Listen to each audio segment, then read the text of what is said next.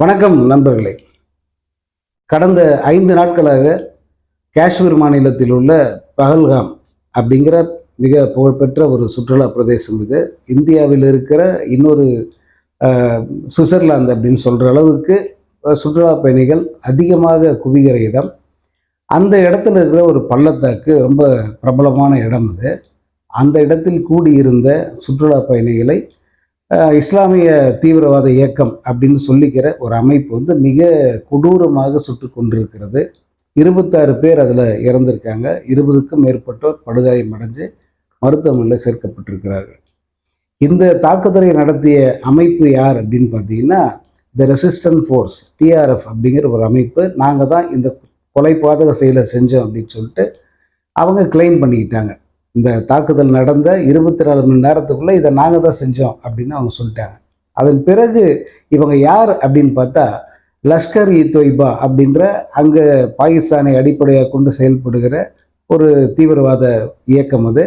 அந்த தீவிரவாத இயக்கத்தினுடைய இன்னொரு பகுதி தான் இந்த ரெசிஸ்டன்ட் ஃபோர்ஸ் அப்படின்னு சொல்கிறாங்க. ஏன்னா லஷ்கர் இ தொய்பா அப்படிங்கிற பேரில் இந்த கொடூர செயலுக்கு அவங்க கிளைம் பண்ண ஆரம்பித்தா அது இஸ்லாமிய அந்த சமூகத்துக்கே வந்து பெரிய ஒரு மைனஸாக இருக்கும். அப்படிங்கிறதுனால அந்த இயக்கத்தோட பேரை ஒரு அவங்களுடைய கிடைக்கழகம் மாதிரி வச்சுக்காங்களேன், அதை வந்து அவங்க டிஆர்எஃப் அப்படின்னு சொல்லிட்டு ஆங்கிலத்தில் வச்சுருக்காங்க. ஸோ இந்த அளவுக்கு வந்து அவங்க அட்வான்ஸாக யோசிக்க ஆரம்பிச்சிட்டாங்க.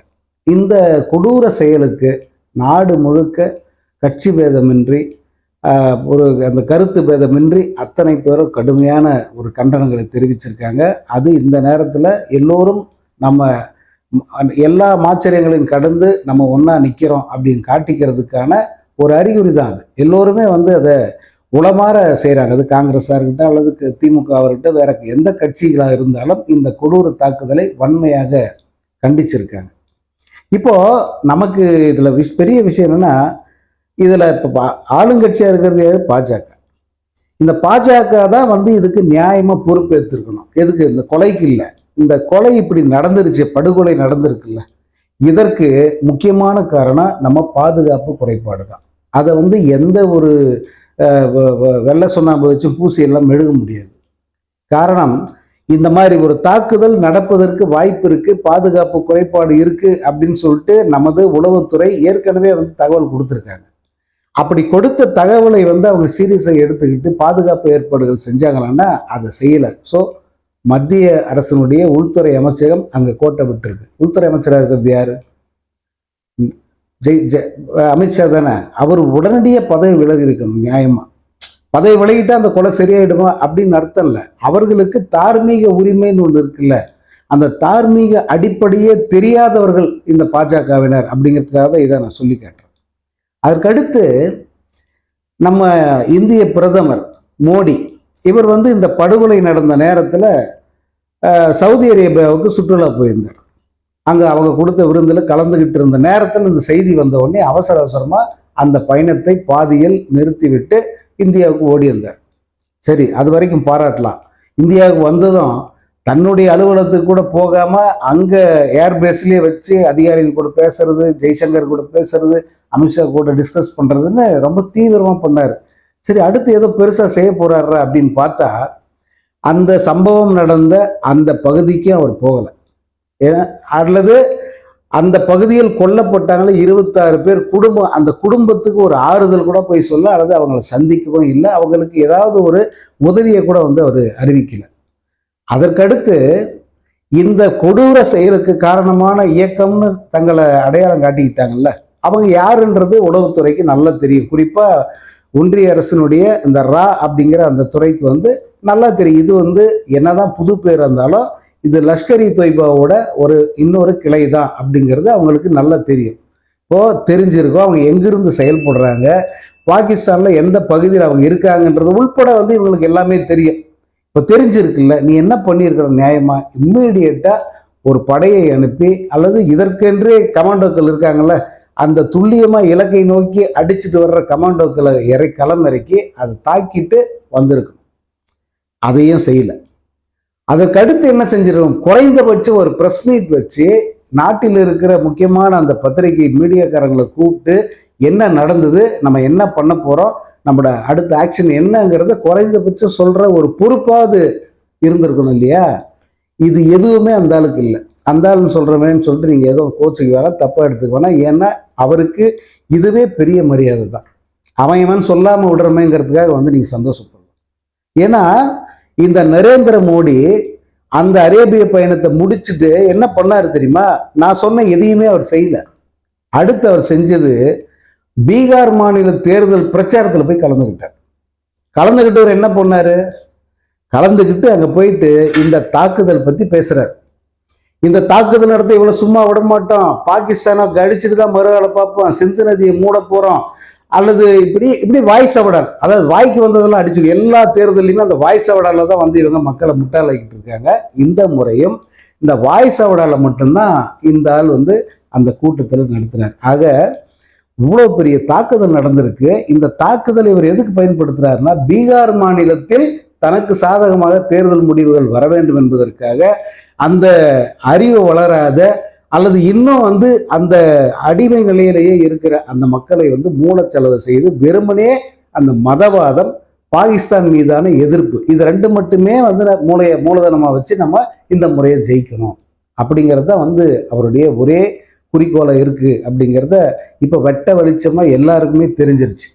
எல்லோருமே அதை வந்து பேசுகிறாங்க. அந்த பீகார் மாநிலத்தை சேர்ந்த படித்தவர்களை கூட உனக்கு இப்போ இங்கே என்ன வேலை, இந்த களத்துக்கு நீ ஏன் வந்து, நீ போய் இருக்க வேண்டிய இடம் ஜம்மு காஷ்மீரில், அங்கே அமித்ஷா அனுப்புகிற அல்லது இராணுவ அதிகாரிகள் அனுப்புகிற, நீ போகிறதுக்கு என்ன உனக்கு ஏன் போக மாட்டேன்ற? மணிப்பூருக்கு அவ்வளோ பெரிய கலவரம் அடைச்சி இன்னி வரைக்கும் போகல. அவ்வளோ மக்கள் செத்து மடிஞ்சாங்க, அவ்வளோ பெண்கள் துன்பப்பட்டாங்க, இப்போ வரைக்கும் போல. அதை பற்றி வாயே திறக்கலை. போலன்றதை கூட விடுங்க, வாயே திறக்கலை. இப்போ காஷ்மீரில் இவ்வளோ பெரிய கொடூரம் நடந்திருக்கு. அதற்கும் மோடியினுடைய நடவடிக்கைன்றது என்னவா இருக்கு அப்படிங்கிறத நீங்கள் தெரிஞ்சுக்கணும். இவங்களை பொறுத்த வரைக்கும் இப்படி ஒரு சம்பவம் நடந்துருச்சு, அதுக்கு இந்த முஸ்லிம்கள், இந்த இயக்கம் தான் காரணம், இஸ்லாமிய தீவிரவாத இயக்கம். இப்போ இஸ்லாமிய தீவிரவாத இயக்கம் காரணங்கிறதுனால ஒட்டுமொத்த இஸ்லாமியர்களையும் நம்ம விரோதிகளை பார்க்கணும் அப்படிங்கிறது தான் வந்து மோடி அல்லது பாஜக, RSS இவங்களுடைய ஒரே பார்வையாக இருக்கு. இப்போ அவங்களுடைய இலக்கு என்னன்னா, அவங்களுக்கு ரொம்ப வசதியாக போச்சு. இப்படி ஒரு தாக்குதல் நடந்துருச்சா, இந்த தாக்குதலுக்கு காரணம் ஒரு இஸ்லாமிய தீவிரவாத அமைப்பு அப்படின்னு சொல்லிட்டாங்களா, அப்போ என்ன பண்ணணும்னா இருக்கிற இஸ்லாமியர்களை எல்லாம் விரட்டிடணும், அல்லது இஸ்லாமியர்களை விரோதிகளை பார்க்கணும், இஸ்லாமியர்களை இந்த நாட்டை விட்டு துரத்தணும். இந்த பார்வையை வந்து எல்லார் மத்தியிலையும் வந்து அவங்க வெற்றிகரமாக விதைக்க முயற்சி பண்ணுறாங்க. அதில் ஓரளவுக்கு அவங்க வெற்றி கூட அடைஞ்சிட்டாங்கன்னு தான் சொல்லணும். ஏன்னா தமிழ்நாடு மாதிரி மாநிலங்களில் தான் இந்த பார்வை வந்து வேறா இருக்குது. அது என்னன்றத சொல்கிறேன். தமிழ்நாடு மாதிரியான மாநிலங்களில் சவுத்தில் கொஞ்சம் பரவாயில்ல, ஆனால் நார்த்தில் இவங்களுடைய இந்த விஷம பிரச்சாரம் முழுமையாக எடுப்படுது. அவங்களுக்கு தேர்தலில் அது வெற்றிகளை மாறுது. அதனால தான் வந்து தொடர்ந்து இந்த இனவாத மதவாத பிரச்சாரங்களை மட்டுமே முன்னெடுக்கிறாங்க. எந்த ஒரு தீவிரமான தாக்குதல், மோசமான கொடூரமான தாக்குதலாக இருந்தாலும் அதை எல்லாமே வந்து அவர்கள் தங்களுடைய அரசியல் ஆதாயங்களுக்கு மட்டுமே பயன்படுத்துகிறாங்க. ஏன் இதை இவ்வளவு ஆணித்தரமாக சொல்கிறேன்னா, இப்போ இவங்க பாகிஸ்தான் இப்படி பண்ணிருச்சு, இதுக்கெல்லாம் காரணம் பாகிஸ்தான் தான், பாகிஸ்தான் அங்கே அடியோட வேறு இருப்போம், இந்தியாவில் ஒரு பாகிஸ்தானியர் கூட இருக்கக்கூடாது, வெளியேற்றுக்கு இம்மிடியேட்டாக அப்படியெல்லாம் பேசிக்கிட்டு இருக்காங்கல்ல. இப்போ நான் பாகிஸ்தானுக்கு சப்போர்ட்டாக பேசலை, பாகிஸ்தான் நல்ல நாடுன்னு சொல்ல, பாகிஸ்தானும் இதுக்கு இணையாக வந்து அங்கே ஒரு மத வெறுப்பு பிரச்சாரத்தை பண்ணிக்கிட்டு தான் இருக்காங்க. அதில் தான் அவங்களுடைய வண்டி ஓடிக்கிட்டு இருக்கு. ஆனால் இந்த நேரத்தில், இந்த தாக்குதல் நடந்திருக்கிற நேரத்தில் நீ இனவாத பிரச்சாரத்தை விட்டுட்டு முதல்ல போய் அவனை அடிக்க வேண்டியது தானே. பாகிஸ்தானுக்குள்ளேயே இருந்தாலும் நீ பாகிஸ்தான் சிவிலியன்ஸையும் அடிக்கிற. நேராக வந்து இந்த தாக்குதலுக்கு காரணமான அந்த தீவிரவாத அமைப்பு எங்கே செயல்படுது, அவன் ஹெட் குவார்ட்டர்ஸ் எது, அல்லது அவனுக்கு சப்போர்ட்டாக இருக்கிற இந்த லஷ்கர்-இ தொய்பா, ஜெய்ஷே அகமது, இதெல்லாம் கண்டுபிடிச்சி அடிக்க வேண்டியது தானே. நீ அங்கே சும்மா வாய்ஸ் ஓடால் விட்டுக்கிட்டு இருக்க. வெறும் பேச்சு வந்து என்ன பலனை கொடுக்கும்? இப்போ வரைக்கும் ஒரு பலனும் இல்லை. அது பாட்டுக்கு நாட்கள் ஓடிக்கிட்டு இருக்கு. நாளாக வந்து அடுத்தடுத்து வெவ்வேறு அதிரடி செய்திகள் வரும், ஜனங்க அதை மறந்துடுவாங்க. இதுதான் நடக்க போகுது. ஆனால் உள்ளுக்குள்ள அந்த இஸ்லாமிய வெறுப்புங்கிறது மட்டும் இருந்துக்கிட்டே இருக்கும். அதைத்தான் அவங்க எதிர்பார்க்குறாங்க. இப்போ சில ஆண்டுகளுக்கு முன்பு புல்வாமா தாக்குதல் நடந்தது. இவனுங்க எப்பேற்பட்ட கொலைகார பாவிங்க அப்படின்னு தெரிஞ்சுக்கிறதுக்கு ஒரு உதாரணம் இந்த சங்கி பயலுங்க. இந்த புல்வாமா தாக்குதல் நடக்க போகுதுன்றது இவங்களுக்கு ஏற்கனவே தெரியும். அது இவங்களே ஒருத்தர் சொல்லிட்டான். யாரு? அந்த அர்னாப் இருக்கானே, ரிப்பப்ளிக் டிவியோட ஓனர், அந்த அர்னாப் ஓனர்னா ஓனராக நடிக்கிறவர், அவர் ஓனராக வேலை பார்க்குறவர், ஒரிஜினல் ஓனரு சங்கிங்க ஆர்எஸ்எஸ். அந்த அர்னாப் இந்த தாக்குதல் நடக்கிறது 24 மணி நேரத்துக்கு முன்னாடியே அவனுக்கு எல்லாமே தெரியும், ஒரு குரூப்புக்கு எல்லாமே தெரியும் அப்படிங்கிறத வெட்ட வெளிச்சமா பொது வெளியில சொல்லிட்டான். அவன் மேலே நடவடிக்கை எடுக்கல. இந்த மாதிரி ஒரு தாக்குதல் நடக்க காரணமே இவனுங்க தான் அப்படிங்கிறதையும் யாரும் புரிஞ்சிக்கவே இல்லை. உடனே அவங்க என்ன கூவ ஆரம்பிச்சிட்டாங்க. அத்தனைக்கு அந்த தாக்குதல் நடத்துனது யாரு? சீனாக்காரங்க. சீனா இராணுவம் நேரடியாக நம்முடைய இராணுவ வீரர்கள் 50 பேருக்கு மேலே 66 பேரை சுட்டு கொடூரமாக கொண்டு வந்தாங்க. கொடூரமான கொலை, அது வெறுமனே சுட்டு கொள்ளலாம். இந்த கொடூர கொலையை எப்படிடா மூடி மறைக்கிறதுன்றதுல தான் மோடி அரசாங்கம் குறியா இருந்தது. அந்த கொலையை கூட தேசபக்திங்கிற பேர்ல அரசியல் வியாபாரமாக தான் அவங்க பயன்படுத்தினாங்க. சீனா மீது ஒரு துரும்ப கூட கிள்ளி போடல. சீனாவை ஒரு ஒப்புக்கு கூட அவங்க போய் கண்டிக்கல, பேசல, அதை பத்தி பேச மாட்டாங்கிறான். 5000 சதுர மீட்டர் நிலப்பரப்பை அவன் எடுத்துக்கிட்டான். நம்முடைய நிலப்பரப்பை நம்முடைய எல்லையிலேயே வீட்டை கட்டிட்டு எடுத்துட்டான். ஒரு வாய் திறக்கல. இதை பத்தி பேசின ராகுல் காந்தியை எவ்வளவு முடியுமோ அவ்வளவு கிண்டல் அடிக்க அல்லது அவரை கேலி சித்திரமா மாத்துறதுக்கு தான் இந்த மோடியன்கோ அல்லது மோடியோட கோடி மீடியா முயற்சியில் இறங்குச்சு. எனவே இவர்கள் இன்னொன்னு, இந்த மாதிரி கொடூர தாக்குதல் நடக்கிறது எல்லாமே பாஜக ஆட்சியில தான். அப்ப இவங்க மன்மோகன் சிங் ஆட்சியில் நடக்கல, அவங்க ஆட்சியில நடந்திருக்கு. அப்படி நடந்தா கூட உடனடியாக தார்மீக பொறுப்பேற்று அவங்க பதவியில் இருக்காங்க. மன்மோகன் சிங் காலத்தில் நடந்திருக்கு. ஆனா இவர்கள் ஆட்சியில 10 தீவிரவாதிகள் தாக்குதல் நடந்திருக்கு. அந்த யூரி அட்டாக்கு, கார்கில் அட்டாக்கு அல்லது இந்த மாதிரி நிறைய 10 தீவிரவாத தாக்குதல் நடந்து உயிர் பலி நடந்திருக்கு. ஆனா அது எல்லாம் இவங்க கண்டுக்காம கடந்து தான் போயிருக்காங்க. கண்டுக்காமன்னா அதை தங்களுடைய தேர்தலுக்கு மட்டும் பயன்படுத்திக்கிட்டு வேறு எந்த தீவிர நடவடிக்கையும் எடுக்காம கடந்து தான் போயிருக்காங்க. இதுல உலக அரங்கில் பலவீனப்பட்டு போய் நிற்கிறது யாருன்னா இந்தியா தான். இவங்கெல்லாம் சும்மா அங்கே பில்டப் விடுறாங்க. பெரிய நாங்கள் தான் உலகின் வல்லரசு நாடு, 3வது இடத்துல இருக்கிறோம், 4வது இடத்துல இருக்கோம், பெரிய எக்கானமின்றாங்க. இவங்க அதெல்லாம் ஒரு மண்ணும் கிடையாது. நம்ம இந்தியன் எக்கானமி மோடி அந்த 12 ஆண்டு காலத்தில் 50% இந்தியன் எக்கானமியோட அந்த மொத்த வருவாய்ங்கிறது, மொத்த உற்பத்திங்கிறது பாதிக்கப்பட்டிருக்கு. 50% பாதிக்கப்பட்டிருக்கு. அதை வெளிப்படையாக பேசக்கூட எந்த எதிர்கட்சி இல்லைங்கிறது தான் கொடூரம். ஒரு பொருளாதாரம் படித்த ஒரு மாணவனா நான் சொல்றேன், 50 விழுக்காடு நாட்டினுடைய மொத்த உற்பத்தி திறன் அது குறைஞ்சிருக்கு. 9-10 பில்லியனா இருந்தது, இன்னைக்கு 5 பில்லியனா நிற்கிது. 5 ட்ரில்லியனா நிற்கிது. 9 ட்ரில்லியனா இருந்த நம்முடைய நாட்டின் மொத்த உற்பத்திங்கிறது இப்போ 5 ட்ரில்லியன்ல நிற்கிது. எவ்வளோ குறைஞ்சிருக்குன்னு பாருங்க. இது ஒரு சாதனையா? இதுக்கு தான் மோடி தொடர்ந்து 3வது வாட்டி நீங்க எல்லாம் ஓட்டு போட்டு தேர்ந்தெடுத்தீங்களா? எந்த அளவுக்கு படு கேவலமான ஒரு நிலைக்கு நாட்டை கொண்டு போயிருக்கு பாருங்க. எக்கனாமிக்கலி வீக்கன் கண்ட்ரியா மாத்திருக்காங்க, பொலிட்டிக்கலி ரொம்ப ரொம்ப கேவலமான நாடாக மாத்திருக்காங்க. ஏன்னா ஃபுல்லாக கம்யூனல் கிளாஷஸ், ரிலீஜியஸ் கிளாஷஸ் மட்டும்தான் இவங்க சாதனை. அது இப்படி கொண்டாந்து நிப்பாட்டாங்க. அடுத்து இந்த மிலிட்ரி லெவலில் பார்த்தீங்கன்னா எவ்வளோ முடியுமோ அவ்வளோ எல்லாருமே இலக்காரமாக பார்க்குற நிலைமை கொண்டு வந்திருக்காங்க. சீனா நினைச்சா அடிச்சுட்டு போயிடலாம், நம்மளை எவ்வளோ வேணால் இடத்த எடுத்துகிட்டு போயிடலாம். இவங்க ஒன்றுமே கேட்க மாட்டாங்க. அதே போல் பாகிஸ்தான் அல்லது பாகிஸ்தான் ஆதரவு தீவிரவாத இயக்கங்கள் என்ன வேணால் காஷ்மீரில் பண்ணுவாங்க. இவங்க ஒன்றுமே திருப்பி தாக்க மாட்டாங்க, எதுவுமே செய்ய மாட்டாங்க. 5-6 நாட்களாக வெறுமனே வாய் சவடால் விட்டுனுகிறான். சிந்து நதியை தடுத்து நிப்பாட்டுருவானா? சிந்து நதி என்ன வாய்க்காவா தடுத்து நிப்பாட்டுறது? குறுக்கு 4 மண்வெட்டியில் தூக்கி போட்ட நின்றுமா? அது சிந்து நதிங்கிறது உலகின் மிகப்பெரிய நதிகளில் ஒன்று.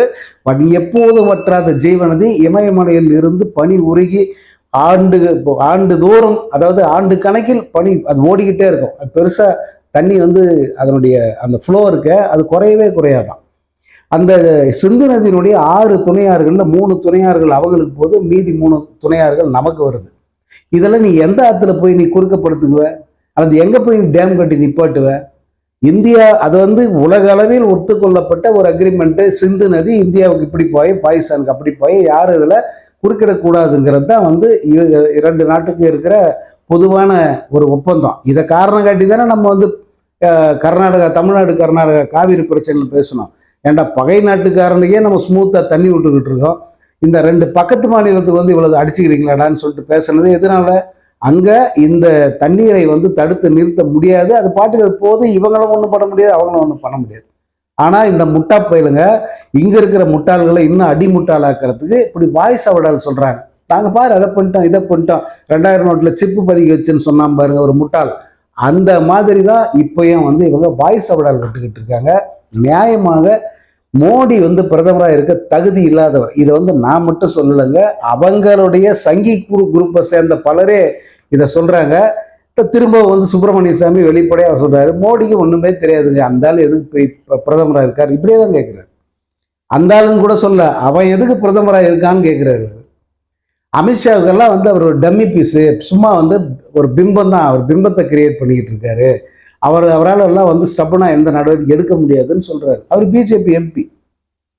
சரி, ஸோ பாஜகங்கிறது எந்த அளவுக்கு ஒரு மோசமான ஒரு ஆட்சியை இந்த இந்தியாவுக்கு தந்திருக்கு. இவர்களுடைய 12 ஆண்டு கால ஆட்சியின் அந்த சாதனை என்னன்னா, பொருளாதார ரீதியாக, அரசியல் ரீதியாக, இராணுவ ரீதியாக நம் நாட்டை மிக மிக கேவலப்படுத்தி மிக மிக வலுவிழக்க வைத்தது தான் இவர்கள் செய்திருக்கிற சாதனை.